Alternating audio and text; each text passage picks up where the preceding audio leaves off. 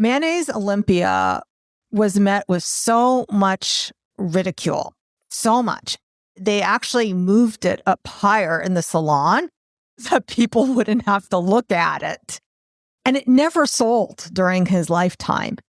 This painting is absolutely an icon. It's a lesson that should resonate with every artist to cherish and stand by your unique voice, even when it goes against the grain. It's the Inspiration Place podcast with artist Miriam Schulman. Welcome to the Inspiration Place podcast, an art world insider podcast for artists by an artist, where each week we go behind the scenes to uncover the perspiration and inspiration behind the art. And now, your host, Miriam Schulman. Well, hey there, Artpreneur. Welcome to the Inspiration Place. This is Miriam Schulman, your curator of inspiration, and you're listening to episode number 285. I am so grateful that you're here. So I record things way in advance, just in case people are wondering, gee, how is she able to continue to put out so much content even as the world is heavy?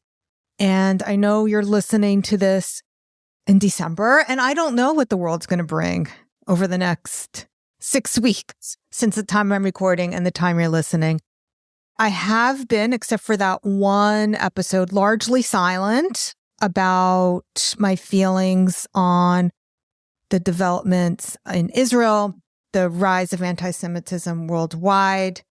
I'm in a lot of pain, and I have a personal philosophy, a business philosophy that I follow, which is when you're sharing from your personal experience and you're sharing from your pain, that you should do so from the scars,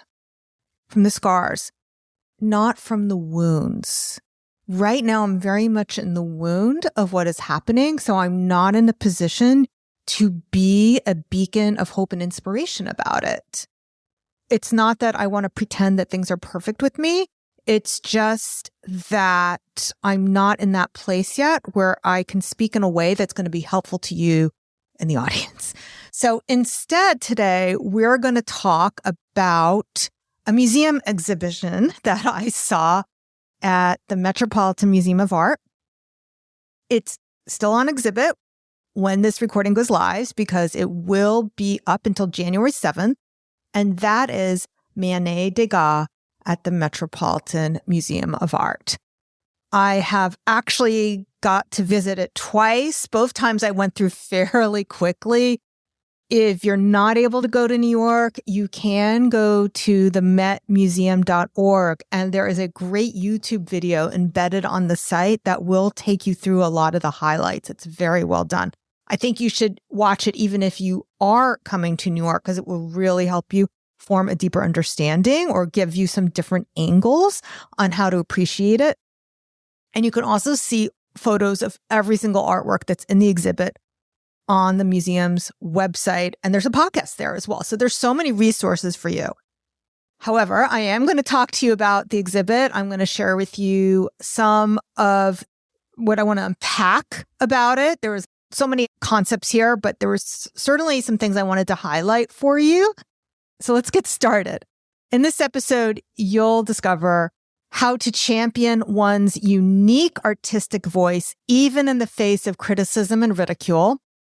You'll discover the tangled relationship between these two giants of Impressionism, Manet and Degas. And we'll also explore the role of women in art, both as subjects as well as creators. But first, these words.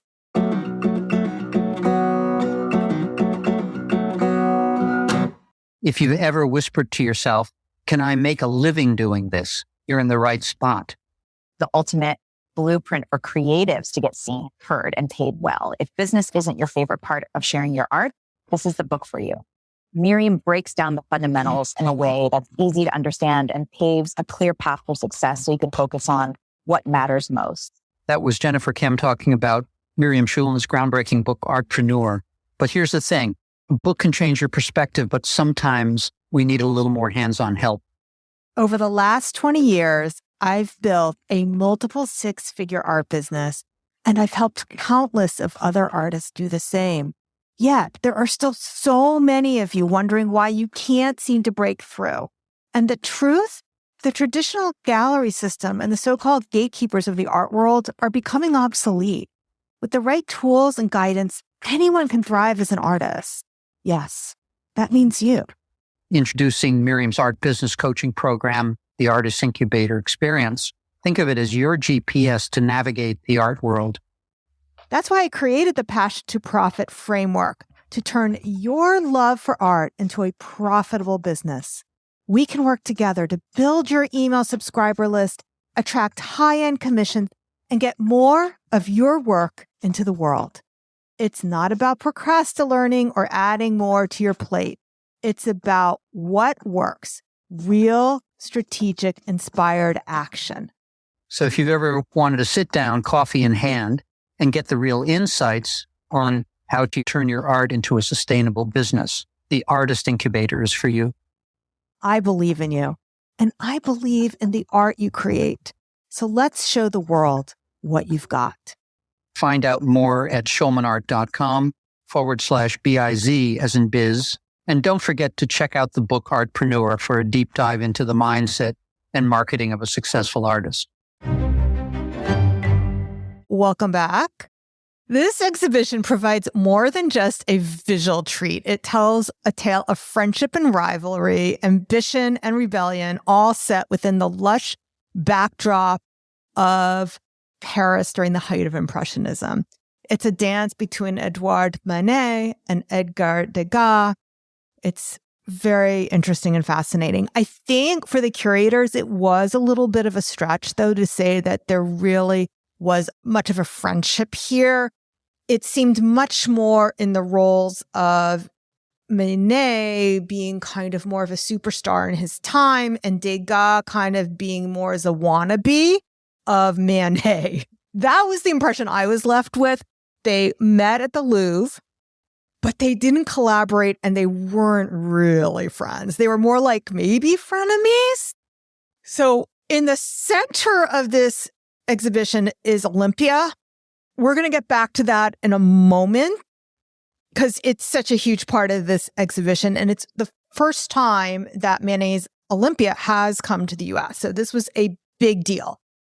It was the second time I got to see this painting because I did get to see it in Paris. So we're going to talk a lot about Olympia. But before we do, I want to talk about how they weren't really even friends. So they met at the Louvre, and Manet was never part of that circle that called themselves the Impressionists. He wasn't. Now, Degas painted Manet many times, but Manet never reciprocated. And we can't forget this very dramatic episode that is part of this exhibition. Degas painted a portrait of Manet and his wife. So apparently Degas had like a photographic memory. He had visited Suzanne Manet playing the piano while her husband was reclining on the sofa. And apparently Degas went home and painted it. I don't know. I don't think they did have cameras then, but they didn't have Polaroid. So it's not like, I don't know. I don't think he used a camera, but it was very much that kind of feeling that we would take a picture of that now, this very candid look at them. So he went home, he painted the scene as a gift for the couple. But what happened next, nobody really quite knows why. The historians don't seem to know why. But Degas later went back to their apartment and they saw that the canvas had gotten slashed and cropped off the face of Mrs. Manet. Why? I don't know. Did Madame Manet not like her profile? Did Edouard Manet not like the depiction? Nobody seems to know. But Degas was pissed, totally pissed. So he took the painting back and then he returned the painting that Manet had given him, which was not a portrait. It was just like a small still life of nuts. And pretty much it in terms of their friendship. The other thing that colored their interactions, Manet was very progressive, while Degas was conservative. And in fact, this is kind of a thorn in my side because as an artist, I love Degas, but I did not love his politics. He was a known anti-Semite that sided with the Dreyfus affair. He was against Dreyfus. And he was very vocal about his anti-Semitisms. That said, they were very different politically. And when it came to their art, even though politically Manet was very progressive, he craved the recognition from the conventional salon, while Degas championed the alternative Impressionist exhibitions. And they tried to get Manet to join that group, and he never wanted to be a part of it. We're going to now talk about the painting Olympia, but first, these words. In the shifting world of art, as seen with greats like Manet and Degas, the challenges and turmoils between ambition and expression have always been present. Like them, if you've ever felt the tension of staying true to your vision while navigating the art world, you're not alone. To make it as an artist, you need to get a firm grip on what's in your power to control. If you're ready to take charge of your art life, Artpreneur is the book for you. Eric Meisel endorsing Miriam Schulman's book, Artpreneur. If you flip through those pages and are now craving for a deeper, more personal journey, move beyond the book. If you're serious about accelerating your results in 2024, the Artist Incubator Accelerator is your answer. Dive into an exclusive group mastermind every week, syncing with a high vibration community that shares your passion and ambition. But the experience doesn't stop there. Your art, your vision, is unique. And that's why you deserve personal coaching tailored to you. In bespoke sessions, you'll unlock the essence of your genius. And whenever you're in doubt, have a question, or simply want to share a joyful moment, Miriam is just an email away. 2024 could be your most transformative year yet, echoing the legacy of artists like Degas and Manet who've left their mark. The time for inspired action is now. Let's make your art shine. To learn more, go to schulman.com/biz as in biz. And now, let's get back to the inspiration place. Welcome back. We're going to talk about Manet's audacious masterpiece, Olympia. Now, when this painting first came out, it was met with disdain. It was met with shock. It was met with criticism. Anyone who's taken art history 102 or, modern art history has learned about it. And this was 1865 Paris. And even today, it is still a little bit shocking when you look at it. When I went to Actually, I didn't go to the exhibit with my husband, but I think we were watching the YouTube video that I mentioned earlier. So you can grab that video on YouTube. It's fantastic. When he looked at it, he was like, oh my gosh, it's a sex worker. It's a prostitute. I mean, she's so obviously a prostitute. And my husband completely forgot that we had seen. I said, oh no, we saw this already in Paris. He's like, oh, I don't remember. Anyway, she is very white, has that dreamy look of a goddess or that look of a Madonna. But, she is looking at the viewer. She's got that ribbon around her neck and the flower in her hair. She has that look like, fuck you, if you want to fuck me. She has her hand covering her vajayjay, but it's kind of like, ooh, you want me to remove my hand? And then she's kind of has one shoe on and one shoe she kicked off. So it's like she's kind of undressing right in front of us. But here's the thing. Olympia is not the only woman in this portrait. And here's what makes this painting once again so modern. So in addition to Olympia, who is the woman who represents the sex worker, and it's also kind of ironic that he gave her the name Olympia because it's basically trying to make her into some sort of sex goddess, Olympia, but meanwhile, it's so obvious she's not a goddess. So the other female, besides the cat, in the picture is her servant. And this was modeled by Lore. She's painted in a way she almost blends in with the background, but there's a lot of tenderness in the way Manet painted her.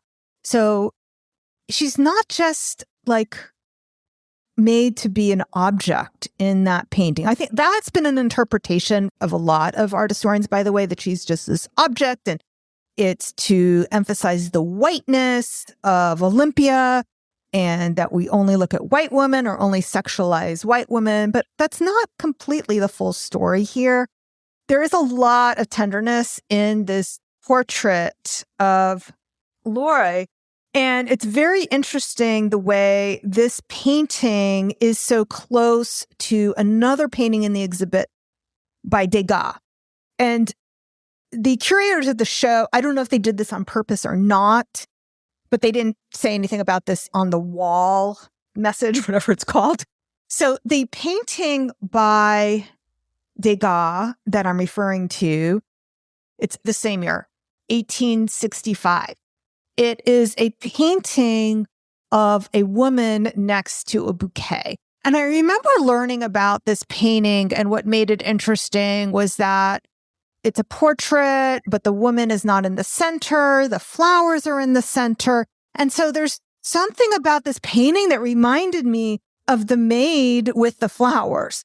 But also, I had a new perspective of Degas' painting because now I am a similar age as the woman in the painting. And in fact, she's probably younger than me, but, you know, a woman in her late 30s in Paris before hair dye, before Botox, before everything else, is kind of like a woman in their 50s in 2023. So I'm 54, and this woman is clearly in the autumn of her life. And Degas is making that point in many different ways. First of all, the flowers that are in the vase are dahlias, they're asters, they're flowers you would see in a late summer, early autumn. They have those colors about them. Then the woman herself also is dressed in those colors, in the browns tones. She's very covered up. There's no cleavage. There's no décolleté. She has kind of a rumpled, pensive look about her. And the flowers also have a rumpled, pensive look about them. So now as a woman who's 54, looking at this painting, I see this more as a commentary on women's aging and how as women grow old, they become less of the center and less visible and more pushed to the side. So I had a much different take on it.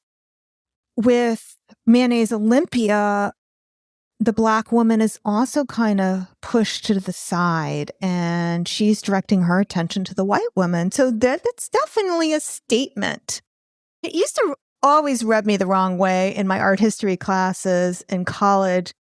There was this one guy, I don't remember his real name, but I will make up a name for him. Let's just call him Bruce. And Bruce would always say, yeah, but isn't that just wasn't he just painting what he saw? I was like, yes and no. I mean, the artists always are putting in or taking out and making choices of what they are depicting. And especially when it comes to models, they're telling the models where to look. So there is no accidents in these paintings at all. If you look at the painting, and if you want to look at this online, it's called A Woman Seated Beside a Vase of Flowers. That is the name of Degas' painting, and we think it is Madame Paul Valpincourt, done in about 1865, same year as Manet's Olympia. So if you look at it, you will see there is a pitcher of water on the table, and the water pitcher is only half full or half empty, depending how you're going to look at it, but it's only halfway. So there's something about middle age that's being depicted here. There is a crumpled kerchief on the table. Again, not an accident. He didn't have to put that on the table. If he didn't want to, he could have taken it off. Nothing is an accident in these paintings. So let's get back to our main topic. One of the things that was such a great lesson for us is that Manet's Olympia was met with so much ridicule. So much. And they actually moved it up higher in the salon that people wouldn't have to look at it. And it never sold during his lifetime. So this is a great example of embracing your inner weirdo, because this painting is absolutely an icon. It's a lesson that should resonate with every artist to cherish and stand by your unique voice, even when it goes against the grain. And he did enjoy financial success during his lifetime as an artist, even though this painting didn't sell. All right, when we come back, I want to dive deeper into some more psychology behind the portraits. But first, these words. If you're an artist craving the in-person spark, where connections with fellow creators ignite, and where proximity to Miriam Schulman can accelerate your art career, then Artpreneur Live in New York City this April is the event you've been waiting for. Listen to what artists had to say about their transformative experience. There's power in being able to share focused time together with other artists and to be able to slow down to think about being an artpreneur. Attending Miriam's New York City mastermind event boosted my confidence in building and sustaining a successful art business. I walked away with some clear next steps and a sense of camaraderie and a possibility that I didn't have going in. Artpreneur Live experience is happening April 4th, 2024 in New York City, and you don't want to miss it. To secure your spot, head on over to schulmanart.com/IRL or check the link in the show notes. And now back to the inspiration place. One of the things that struck me the most about this exhibition were Degas' portraits. They were so rich with an emotional life. The emotions were so rich in them. And one in particular moved me. It was a portrait of Degas' sister. Her name is Therese. It's a double portrait of she and her husband. And it was done right after she had a miscarriage. So she has a lot of anxiety on her face. Her hand is on her face. She looks very worried, very fragile. Her hand is on his shoulder. And he also looks very disappointed. And so I just loved this painting because of the psychology that was in it. There was just so much that the artist was saying in this painting. Degas impressed me with another painting that resonated with me very deeply, and that was a painting of rape. It was originally called The Rape, and I think they had renamed it The Interior. And you see a woman kind of hunched in a corner and a man very foreboding looking on one side. So that one really resonated deep with me. A painting that Degas did that was a complete failure, on the other hand, was a painting he submitted to the Salon the same year that Manet submitted Olympia, and it was dreadful. It looks nothing like the paintings we all know and love of Degas. It wasn't horses, it wasn't dancers, it was very strange painting, and not even in a good way. So yeah, there was that too. The Degas painting I'm referring to, if you want to look it up, it's called Scene of War in the Middle Ages. It got no recognition at the Salon. He's lucky it was accepted. I think it was just dreadful. Very strange. Tell me what you think about it. If you go and look at the metmuseum.org and check it out and let me know. And you can let me know what you think about any of these paintings. If you're listening to this as a podcast on YouTube, you can leave a comment right underneath.